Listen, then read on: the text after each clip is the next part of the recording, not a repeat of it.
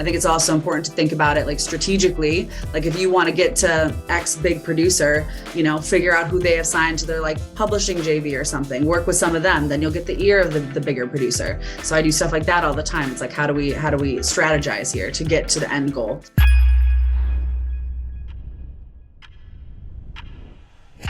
All right, perfect. So we are going to go ahead and get started. We are super excited for this one. I wish I was a artist, but you know, it's for you guys. So Mickey's going to take it over and get us started. All right, everybody. Thank you guys for showing up. Just kind of quick, overview. 24/7 TV is basically designed to create opportunities for people in the music industry to come in and talk about what they do and help educate you guys on different parts of the industry that may be a little less familiar than what you do all the time making music. So today, I'm really happy to include one of my best friends, Alyssa, to talk a little bit about A&R, her journey. I think in general, just like if you ask a room full of people what A&R is and what it means, you're going to get a mixed bag of answers. So I think as an artist, like, especially if you're just kind of starting out and you don't have a lot of experience working with A&Rs, you kind of just think about it as like, all it is like talent discovery or something like that. But, through, my friendship with Alyssa and kind of like learning more about A&R, there's just so much more that goes into that. And I think, having opportunities for people in the industry who work, on the A&R side of things to be able to talk about just how much goes into it and beyond just like talent discovery, but just working with artists and being able to just kind of connect on a human level in order to ultimately get the best result, which everybody wants is, it's a pretty intricate process. So, I think that I've never met anybody who talks about this stuff more, just in such like an interesting and compelling way that just makes things click. So I think without further ado, I'm going to pass the mic to Alyssa to tell her story, talk a little bit about what she's done, what she does, and then open the floor for you guys to ask any questions. Thank you so much, Michael. I really appreciate you having me, and everyone tuning in. Like, you're in good hands. I know, Michael and I have worked together for a really long time, and no one helps champion new artists and help them break, because, on the label side, I think that labels and publishers are good at getting something from like, say 30-40% to 100, but it's really the crucial part is like that 0 to 30. And I think that's something that Michael and 247 artists specialize in. And I commend you all for searching out this information, because it really is important more now than ever to be your own best advocate and business person. So I'm going to tell you a bit about my journey to where I am today. And then I'll tell you a bit about what I do on the day-to-day. And then I'll just open it to questions. I think that's probably the easiest way to go about it. So the spark notes, in terms of how I got into this, I grew up in Buffalo, New York. I did not know that A&R was a job. I just loved going to concerts. I was going to shows like 5 times a week when I was 12, 13. It was just where I found a sense of community and where I really found that my passion lay. And so I just wanted to go to more shows for free, honestly, because I couldn't afford to keep up with my habit. And I started working at the big venue in Buffalo doing booking and promotion, so I could, work for free and get to attend shows for free. And then I was like, oh, this could actually be a career. And I looked into music industry programs and went to school at Northeastern University in Boston. I have a business degree with a concentration in music industry. I feel like Northeastern at the time when I went was a great situation, because it was like the peak of their music industry program. But now I wouldn't recommend it so much, to be honest with you. I think Syracuse or NYU are probably better options in the Northeast, if that's something that you're interested in doing. But for me, a big benefit of it was that Northeastern had a co-op program where you do 6-month internships, you take off of school, and they help find you internships anywhere in the world. I have friends that went to Hong Kong, to, London, whatever. And I ended up just coming to New York and working at Republic Records, which is the biggest label in the world, I guess. And I interned there for free for a year full time, living in New York, took out loans to pay my rent, really, really committed and did the thing. And it paid off. Republic at the time was developing the area of A&R research. They were the first people to come up with this idea. which is now every major label has an A&R research department. It's essentially like Moneyball predictive modeling. It can tell you if a song is going to be successful, but it can't really tell you if an artist is going to be successful, because that's much more intangible. And that's really where the intuitive part of A&R still comes into play heavily, because you still like, how do you know it's not just a one-off moment and is a real career? That still takes a human element to figure out and sort through. But I just happened to have a knack for it. It wasn't really what I was trying to do. I've always been very good at like understanding patterns and that kind of like breaking down information. So I ended up starting the A&R research division at Island Records, which is also part of Universal, when I graduated college. And I did everything manually. I'm not a programmer, so I was going through every chart in the entire world every week and writing reports and chasing new artists, doing the reach out myself. All of it. It was a lot. And then about 3.5 years in, I was like, this is too much for one person when there are teams of like 10 people doing this at other labels. And I advocated to hire a programmer who automated everything for us in a very easy to use way. He ended up getting hired for all of Universal to do their program because it was that good, but it helped make my life a lot easier. And then I could focus more on repertoire. So, as Michael alluded to, a lot of people think that A&R is just discovery. And it's not. That's maybe a third of my job. So, it's discovery is also a lot more difficult than people think it is. Like people always say, like, why do we need A&Rs when we have the internet? Well, the internet is a vast place. Someone has to go through it and listen to all the music that pops up. But also you have to understand what kind of artists have that longevity, and also which ones have music and brands that align with your team and your label, because just because I love something doesn't mean that my team knows how to break it. That's also a very incredibly important distinction. And then it's my job to help finish the repertoire. So the things that I sign on the repertoire side at Island, my first signing was a pop R&B artist named Olivia O'Brien. And with her, she was 16 when I signed her off the back of a song called I Hate You, I Love You by Nash. And none of her monthly listeners tied to his. We were starting from square one. And it was really important to me that we maintain like the credibility of the R&B influence on her music. So I only had her in with credible R&B producers to really like separate herself. And I think it really paid off, because Nash has kind of fallen off a bit. And Olivia's, selling out 3 Webster Halls, like 1,500 cap venues. I'm really proud of her consistently releasing great music. And then I signed a label called Avant Garden, which is a JV that we did at Island that consists of artists like They, Emotional Oranges, Childs with 3 Eyes, Unusual Daemont, a bunch of really cool R&B stuff that I was really excited to be a part of signing. And so on the repertoire front, it was a lot of setting up sessions with, They is one of They was the reason that I signed that whole Avant Garden label, because I've been writing for them since day one. But yeah, with the stuff on the Avant Garden roster, it was more like giving them notes. So I've trained myself a lot. I took theory in college, and then since then I am a student of production, and I really get involved with the production notes on each of these artists and give them real feedback. And that was actually a huge reason why the label signed with me, because they were actually in long form with another major label. And then the head of the label said that he had never gotten such A&R notes that he could actually utilize. And that was the reason that he ended up coming with us. So that's a big part of it, knowing how to speak that language and how to speak to producers. Because I was always so frustrated when my boss would be like, tell the producer to make it bigger or darker, or whatever. And then the producer would be like, what does that mean? I'm like, I don't know. I'm just the messenger here. But I realized how inefficient that was, and how I can achieve much better results if I can clearly dictate what it is that I hear in my head.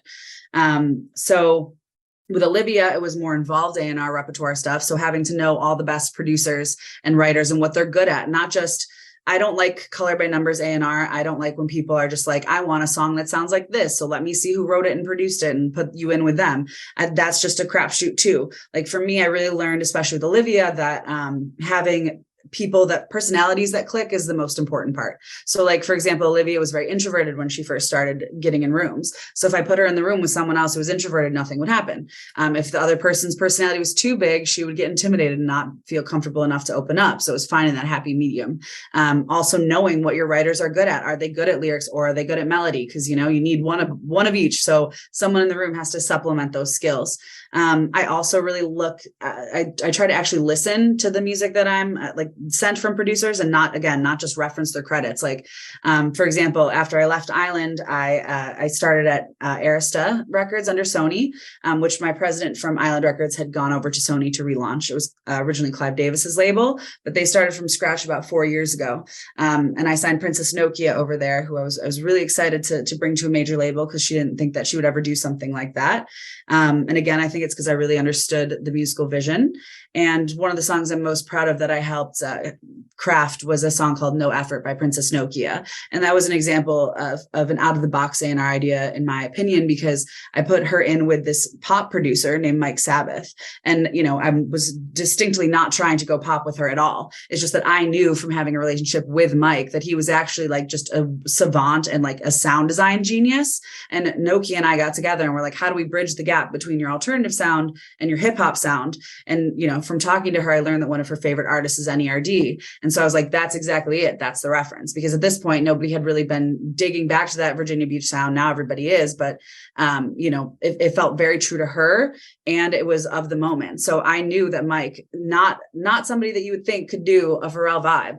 I knew, because I knew his skill set and his ear and his sound design talent, that he could, and he did, and he crushed it.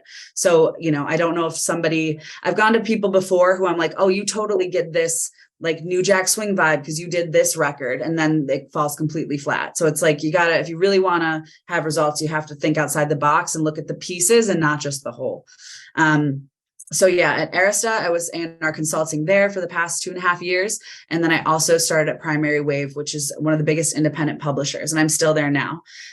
So at Primary Wave, a whole new world for me working in publishing, but they really approach things almost like a management company or label. And that's how I've always approached things as an A&R too, like a manager. Like, I will do whatever it takes to help bring the project home. And that's the other thing. So it's like scouting, repertoire, and then being the champion. So in the building, I have to still, just because you get signed, like, that's just the beginning. That's where it all starts to win the resources of the company, because there is such you're competing with a whole roster of people. So it's my job to champion and communicate the vision and help bring it home. And so, and I can also bring in opportunities, whether it's on the branding side or the sync side or a press look, whatever it is, whatever I got to do to help move the project forward, I will do. And Primary Wave has that ethos, even though they're a publisher, which I love. So we're just involved with every aspect of our clients. We have a lot of artists and a lot of producers. I work with Dante from They and Yanni from Child Still, which is sick.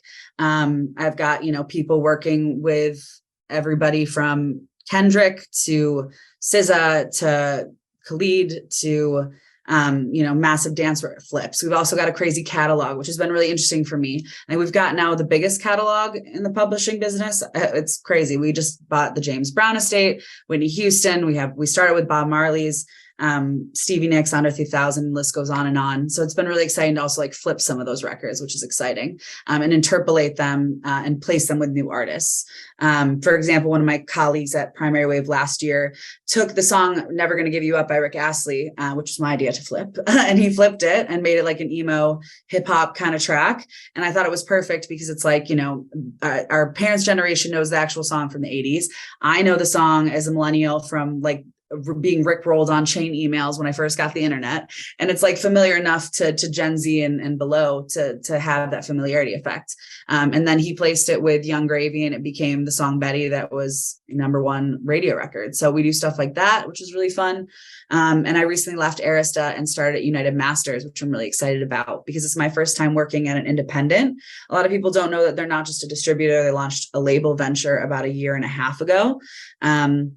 And where we work with people like Chance the Rapper, Coltrane, Alina Baraz, Ecstasy, Big X the Plug, Tobe Nwiwe, Liana Banks, a lot of incredible artists. It's really more up my alley taste-wise because I feel like I was always the like left of center kid at the major label, and now I'm like the commercial kid at the indie, which is interesting and fun.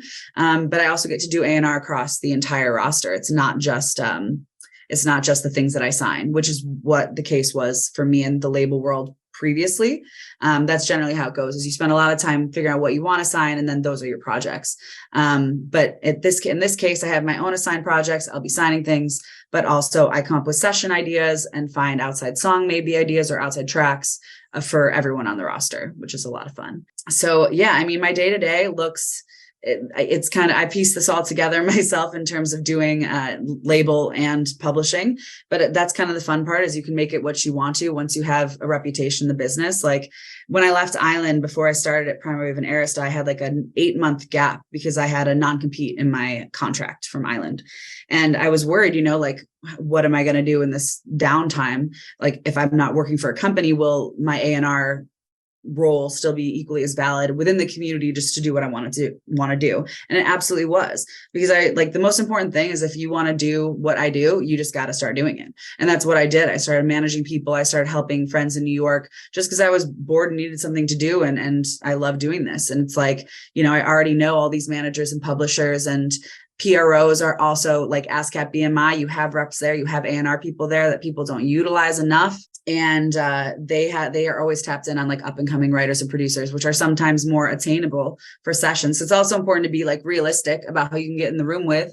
I think it's also important to think about it like strategically. Like if you want to get to X big producer, figure out who they have signed to their like publishing JV or something, work with some of them, then you'll get the ear of the bigger producer. So I do stuff like that all the time. It's like, how do we strategize here to get to the end goal?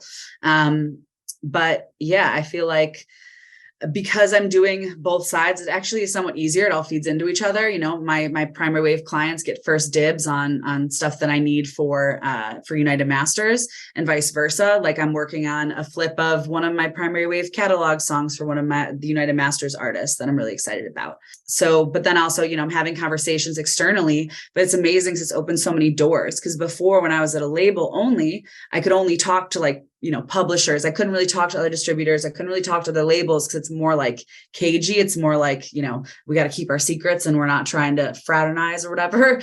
But now I have a reason to talk to everyone, and it leads to other opportunities for, say, like my label clients that I wouldn't have been able to get to before. It's just expanded my reach so much and made a lot more cool collaborations happen. I can also strategy. I can also sort of like make trades. Like I'll give you a session with this person if you give me a session with that person. Just how do you utilize your whole network to bring everybody up together? I also manage 2 people. This will be the last part of this, and then I'll open up to questions. But I also manage 2 people, which kind of happened in the in-between era of moving from Island to Primary Wave and Arista. I start my co-A&R from Island. His name's Sam Waters. Sam's a G. He was in Color Me Bad back in the day. And he manages Lucky Day. And him and I got really, really close when I was at Island because I really wanted to sign Halsey, and I could have had her, and nobody backed me but Sam. And after she blew up, Sam was like, I'm sticking with you. We got to do more stuff together. So we manage his son. His name's Kieran Waters. He goes by The Idiot. He's published by Pulse, which is one of my other favorite publishers. They're awesome. They have everybody from Brent Fayez to Kaylani to Tyler, etc. And he's been working, like he had a cut with Sabrina Claudio most recently. He's got a Kahlo single coming out. He's working a lot with TK Maizda, had a single with Fana Hughes, working in like the cool R&B space, but he also makes some like wild D&B stuff too. Like he's just sound design nerd. And then me and Sam also manage an actor and artist named Algie Smith. He's most well known for his role in Euphoria. He plays McKay, the football player who dated Cassie for the first season or 2. I don't know. But he also played Ralph in the New Edition movie. He was in Judas and the Black Messiah. He's got this movie coming out called Young, Wild, Free that was in Sundance this year and was one of the most raved about movies to come out of the festival. So Lucky Day is executive producing his project. And with him, we're, getting the visuals together. We just had him shoot with Brent Fayez as creative director. And I think that turned out great. And now we're just finishing getting the music ready. We've got a couple songs that we're really, really excited about, have some sessions lined up to finish it off. But that's a big priority too, but also the same conversations. Every conversation I'm having for my publishing clients, I can throw Algie and Kieran in the mix too. Same with United Masters. It all kind of works toward the same end goal. So a lot of my days is just spent connecting the dots, coming up with it, like making sure I have time to ideate and like be creative, because I don't do well with doing both at the same time. I've realized like I'm not the type of person who's like, sometimes my bosses learn this. One of my bosses at Primary Wave will be like, give me ideas for this right now, like 30. And I'm like, that's just not how my brain works. I'm going to get off Zoom and I'm going to listen to some music and make a list and come back. And then I always come back with an amazing list. And so he's learned to like, let me do my thing. But yeah, I think having like time to be creative and just bounce ideas with yourself or with friends that you trust And then coming back and applying it is an important balance, because it's hard to do both at the same time. But yeah, I'm just having conversations with cool people with great taste, and also making time to find new artists. That's the long and the short of it. I hope that was enough information to get us started. And how do we want to do the Q&A section? Should I just go through the... First off, epic intro and journey. I know a lot of that already, but it's awesome to, for everyone else in here to learn about you and everything. So as you were talking, I was like, geez, I got like 12 different clips that we could cut up for like social media afterwards, since this is being recorded. Yeah, just so many gems you dropped in there. Yeah, for the questions, let's just let's just go through the chat. If you scroll up, I can read some out. Okay, is there something you've recognized successful artists you've worked with all have in common? That's a great question. Yes, I think that the people who are the most successful are the ones that have an understanding of the business, or at least have the know-how enough to put people in place around them that they trust, that have those expertise skill sets. I think that, the people who are the most involved and really understand what they're talking about, and then come back to the team and give ideas and help move things forward, or like have good questions while remaining like respectful of the process internally, are the ones that get the furthest. Absolutely. And, the ones who are go-getters and aren't relying on just one team, like say like the label, the ones who say, all right, fine, like we're not getting as much digital traction as we want. So how do we get a budget, or how do we raise the funds to hire an independent person to help do that? Or how do I spend more time on these platforms learning what the trends are? Like, it's really like my artists too, the ones that really understand and utilize like TikTok, for example, the ones that are actually on it and found a way to make it speak for them in a way that's true to them, but also like tap into their niche communities and like see what the trends are in those communities, and tap into them in a natural way. They've built their platforms up much more organically and quickly, and with a strong foundation than a lot of the other artists that were signed to the places that I've worked. And I think also people who are humble enough to take trusted expertise. Like I said, like I could never work with an artist who didn't take my feedback. Like I'm okay with being told no. Like I'm not here to tell you how your record needs to sound. Like that's not my job. But my job is to give informed opinions and like make you look at it in a different way, or make you think of things that you wouldn't have thought of. And I need to know that like you're going to actually at least like internalize what I'm saying and give it a chance, and not just be saying no because of like ego reasons. Like, you know what I mean? Like there needs to be some sort of like, except the smartest man knows what he does not know. I think that you shared that quote with me once upon a time, Michael. That's like, that really isn't like my ethos. The smartest man knows what he does not know. I am never too afraid to admit that I don't know something. I would rather tell you I don't know and then go find the answer. So the artists that do that, that aren't afraid to say that they don't know something and ask for help from people they trust, I think that's an incredibly underrated skill. Makes sense. Yeah. Be open to feedback. Play the game, but play it your way, and educate yourself on the business so you can speak the same language with the people around you. Okay, so this kind of two questions kind of like this. So how can / should indie singer-songwriters or just artists get the attention of A&Rs? And then that kind of plays into, let's say you're an artist who feels like they have solid traction. How would you think about connecting with A&Rs? Pitching directly via emails or DMs, showing up to mixers events? What can artists do to help themselves that you feel like more artists should be doing?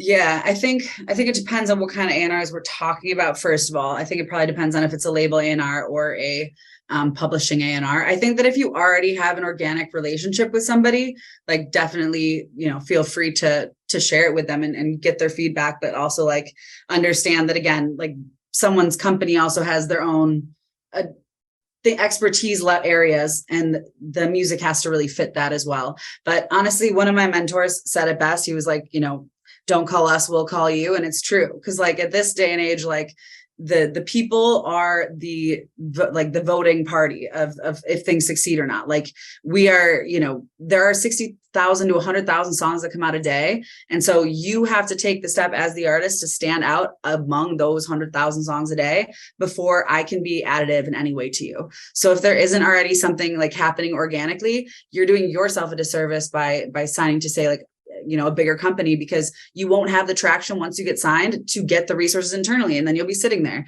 and not being able to release music. Just take the L and start just putting out music consistently and finding ways to reach your demographic and build those numbers and give yourself the leverage to have people come calling to you. Because again, like any sort of like industry system isn't set up to do that 0 to 20, 0 to 30%. That's really on you as a creative. And I know it's not fun. A lot of people are just like, I just want to be in the studio and make music all day. And I get that, but things have changed. You also have to be your own CMO, CEO, CFO. You got to be on all your shit. Don't reach. Yeah, exactly. And I think that there are different levels to like A&Rs, I would say, like I said, like think outside the box about who the people are that are actually servicing you and where you are in your career. So for example, if it's like early days, like I said, reach out to your creative team at ASCAP and BMI. I brought that up in a publishing meeting the other day. They were talking about how do we find new writers? I'm like, hit up the PROs, because they essentially like filter things for me, because it's a lot easier than me going through 100 links of writers. I know that they've been vetted by the PRO, and their job is to find the new writers and producers who are just getting going. So tap in with them. You should be signed to one of them. If not CSAC, if you're not already, do that, reach out. They will help anybody and everybody that's signed to them. And they'll help set up sessions. ASCAP has free writing rooms in New York and maybe LA. Like there are opportunities there for like showcases. It's just a great resources in general. So I would say like those are the A&Rs I'd reach out to, because then they'll pass you on to the publishers and to the labels. To be honest with you. But other than that, I think it's about I would focus less on getting in front of A&Rs and more on getting in front of the either marketing people, press people that you want to get a hold of, or do your research and be your own A&R and find out what producers you want to work with. And like I said, be realistic, but like a lot of producers will answer your DM. And if they like your stuff, they'll take a chance on it. They're your best bet in terms of like getting directly to the creative. And then if my producers will put me on when they find new artists and writers that are awesome, it's like getting that cosign is very important. Get the cosigns. Each connection leads to a new opportunity. A couple questions about getting a job as an A&R. Do you need to get a college degree? I don't think that you need to. However, it is helpful mostly because most jobs require prior experience. And so it's about how you come across that prior experience. A lot of major label or industry internships require college credit, which is why I say sometimes it is beneficial to have that, or even, enroll in like an online university or something where you can get college credit, because it is required if you're not being paid. Some of these are paid now, which is great to see. But if you're not being paid, it's illegal to hire someone as an intern. And those kind of corporations, they have rules about that. So you need to be getting the college credit. But there are other ways to go about it. There are other companies that will take you on. If you find smaller companies, they're more willing to take on interns without college credit.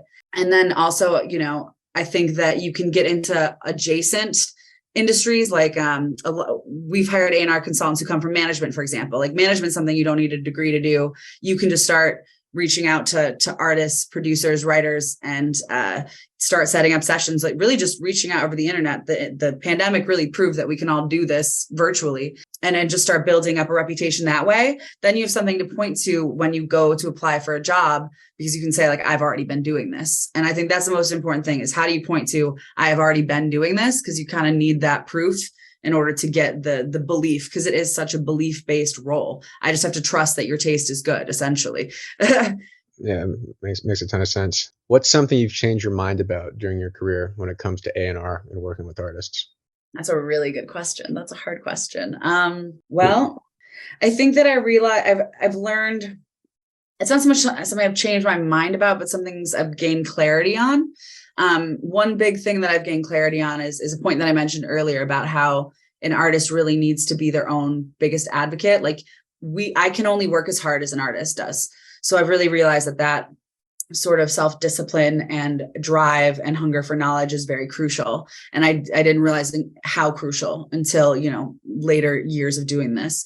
The other thing is the same is true with management. I learned that there is definitely something as too many cooks in the kitchen. It just becomes incredibly inefficient when you have, more than two managers. I think two is fine. More than that, unless they're completely in lockstep, it's a lot. And it's a lot of like coordinating and relaying information, and just not efficient. So that's something I've learned too. And having people who are seasoned managers is also, it's just very, very, very crucial. I think building, just for you guys, I think building those core members of your team, like your lawyer, your agent, your manager, those are such crucial pieces of the puzzle. But management more than anything. So I think those are probably the two things that I've come to the most. And also, I think changing my mind on things. Yeah, I think those are the only two things. I think that everything else has just been a journey of learning and discovering more and adapting to the changing landscape. Can't expect other people to show up for you if you don't show up for yourself. Exactly. Let's see. How much music on average should an indie artist with a solid following put out a year? I think probably an album a year, mate. Like, I know it sounds like a lot, but like, I think that if you can always take stuff down later. And two, it's more about the frequency. So one of the things that I really pride myself on is that when I was at Universal and doing the research stuff, I would look at how records were doing, but then apply some of their tactics to my own marketing. And one of the biggest things is that I was the first person at our label in like 2013 to advocate for a singles-led release plan. So like doing just more and more singles than focusing on the project. Because before it'd be like one song and then an EP, or 3 singles and an album. And I was like, no, we need to do at least half of these, if not more, as singles. And an EP and an album are just a playlist at this point when we're all listening digitally. Like, what's the difference? And then lo and behold, few years later, everybody's like, oh yeah, this is what we're doing. And the same thing was true with release frequency. So when I was at Universal, I'm really proud to say that Olivia O'Brien had the best release timing of any artist on all of Universal that was developing. So not like Drake tier, but everybody else pretty solid. Because we release singles every 6 weeks, 6 to 8 weeks. That's a sweet spot. So it's basically like every time your song has peaked and hits 50% of that peak, you want to put something else in so it never dips below that 50%. You want to keep it spiking like you're playing a game of volleyball. So I think that you want to be putting material out such that it can allow you to be within that cycle of like every 2 months. So whether it's, single EP and then do that again, or do a whole longer lead time with an album, I think that's ideal.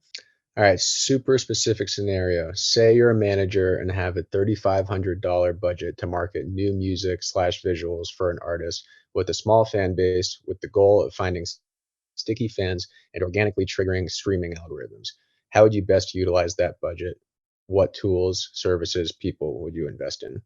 I mean, I think half of that you go toward the actual creative, toward the video, to the content, making sure you have a lot of it, and making sure it's quality. That's it. All starts with the content, the song, the visuals, all that. So I would spend a solid half of that on that, and then the rest of it I would focus on. I would probably hire somebody who focuses on niche influencer marketing, or does strategy in that world on how to get to those people, if that is your goal. But they're kind of like one-stop shop now for indie marketing services that kind of do a little bit of everything, whether it's the playlisting, the social media, and the press. But I think that you actually are better off focusing on the social media stuff, because if on Spotify or Apple Music, for example, the algorithms are weighted more heavily in your favor if you come from off platform. So that means that you did not find it on a Spotify playlist. You found it somewhere else, and then you went and searched it. So you're actually far better off investing in off platform marketing tools that will drive people back to the Spotify Apple links, because that will help you further with the algorithm and in the long run. Are there any tools or agencies that come to mind that you think are worth exploring for independent artists?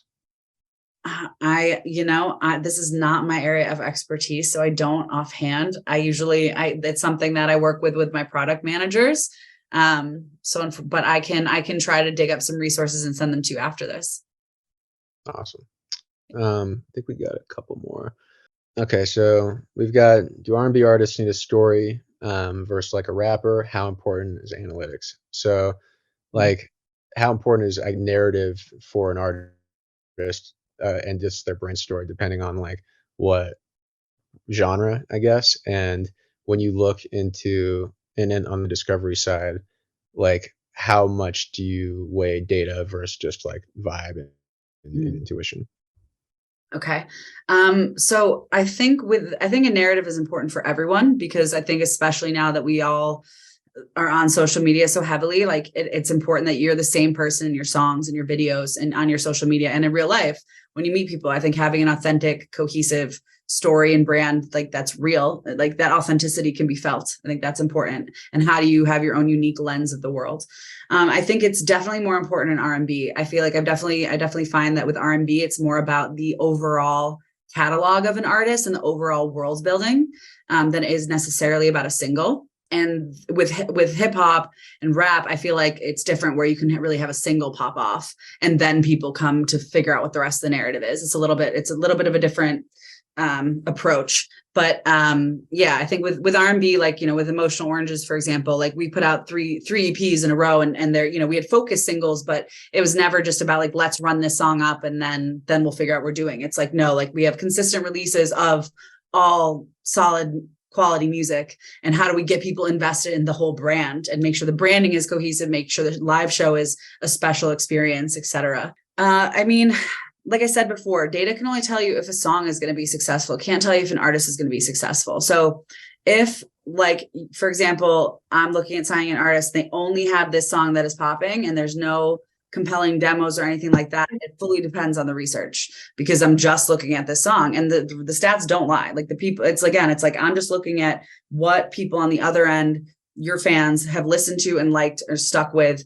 And it's more about what, the engagement, like, are they adding it to their collection? Are they listening to it all the way through and on repeat? Like, I want to see that level of like super fan and like, and people being invested in the music. So if that data isn't there, like, it's not going to change, because it's essentially a ratio. I'm looking at a ratio of exposure to response. So even if it's a small number, I don't care if you only have 100,000 streams or whatever, but like, say, that could be an incredible amount for the very little exposure that you've had. It's all about how we quantize it, or how we qualify it. But but then the other question is, say an artist has a song that's out that's not doing well, or like data wise, or could be doing better. And this is another artist that I signed to Arista, Idman. It was there was that kind of situation where she had a song out called Down For It, which was doing well, but it wasn't like through the moon researching or anything like that. And that wasn't my justification for signing her. It was that I met with her and I was so impressed with her as a person, and her X factor, charisma, eloquence, drive, ambition, passion, all that. But also she had a wealth of music already done that showed me that she had like even better songs in the pipeline. She had a cohesive sonic vision. She had a cohesive visual vision. She had a whole,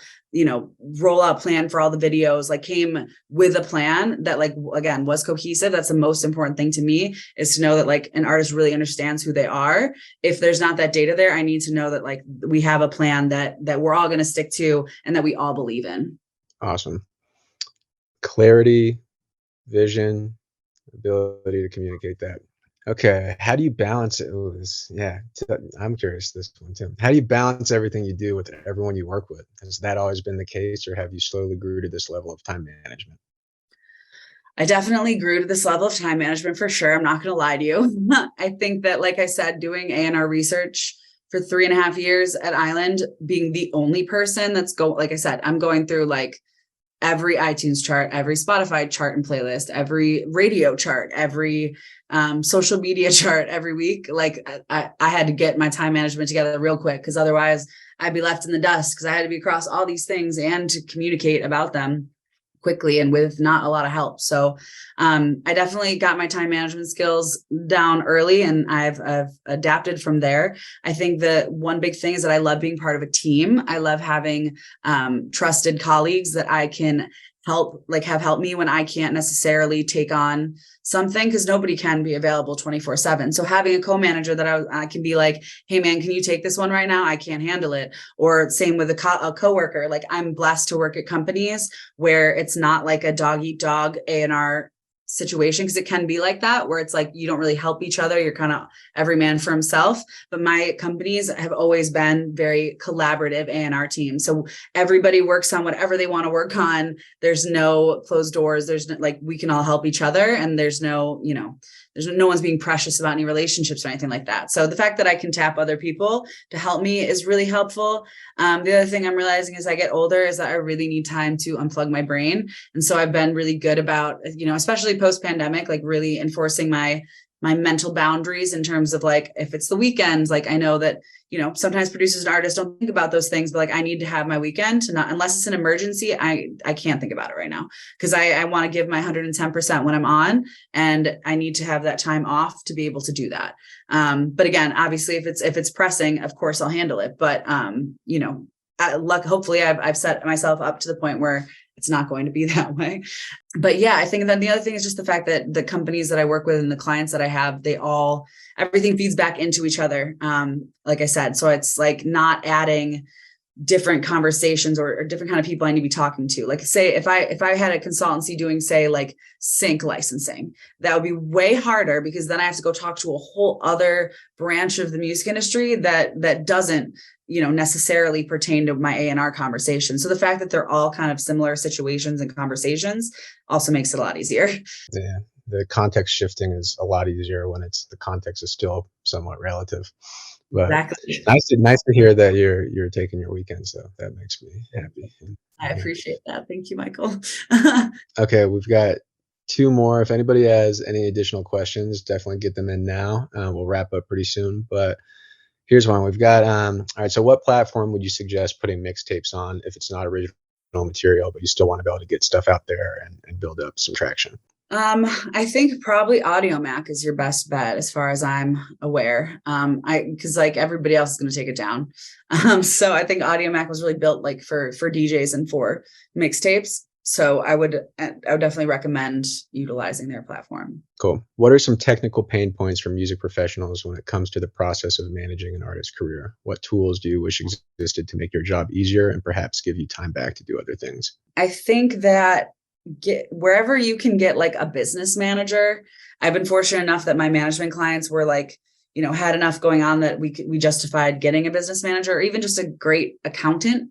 I think that is the biggest time saver of all time, because when I was doing some of that stuff myself, like the sound exchange reporting and claiming and, registering with the PROs and all the admin stuff, it just really, and like sending invoices and keeping track of all that, it really takes a lot of time and isn't the best use of my skill set. So having somebody to handle that, hugely helpful. Absolutely appreciate that very much. Besides that, I think there are a lot of resources for managers. I think there's a lot of amazing groups across Discord and like this one, for example, I think having those meeting places where you can ask for help or different contacts or, different ideas is really helpful to have that sense of community. So I think wherever you can find that and bring people together more, because it takes a village. One manager cannot be expected to know absolutely everything in the business. It's just not a fair task. So we all got to work together to help fill in the dots. Agreed. Mari asked that, and now we'll probably build that. So good question, Mari. Okay, somebody asked how to get in contact with you. If not directly, we can create some sort of like form for submissions or something. Whatever, I guess the best way for you to kind of get in touch with people who want to reach out. Yeah, you guys can DM me. I think, you'll find it on the 247 Artists Instagram. We can also do forums, whatever. If you do DM me, please understand I've got a lot on my plate, and I do listen to everything, but you might have to give me a second. Also, I might not always be able to help move it forward, but I'm always happy to listen and give whatever feedback I can. Awesome. What's the best resource indie artists can use to find reputable managers and agents? That's a tricky one, because I have a lot of friends that are artists and are in this situation right now, and I think that it's not very easy to find them, and I don't know if there is a resource with which to do that. Again, I think it's a situation where like they kind of need to come to you, because again, you really want that level of passion and excitement about what you're doing from the other person. They should be chasing you and coming up with a plan on how to be additive to your life. It's not just somebody that you give it just tasks to, like, that's maybe you should like look at an assistant. Like genuinely, I know actually like artists and producers and stuff who have assistants. It's a little different with a manager. I think it has to be somebody that's coming to you and has a plan and a vision for you. I think unfortunately it's hard to find good managers, man. And the best managers are the ones that are hungry and the ones that believe. And that's why I say, like, I think it's important that they find you, because the best managers I know, even if they only have like one client and they built their careers off of that client, it's because they are just believe in it so much that they won't take no for an answer. They'll find a way to make it work. So I think that level of passion and the like, you know, you can't be delusional about their ability to like figure it out. They have to actually be able to like find the right people and make the right moves, but that passion can't be substituted for anything. When you have a co-manager that's being difficult or has turned out not to be the best for the artist, how do you handle that? Well, I haven't had a situation with specifically a co-manager.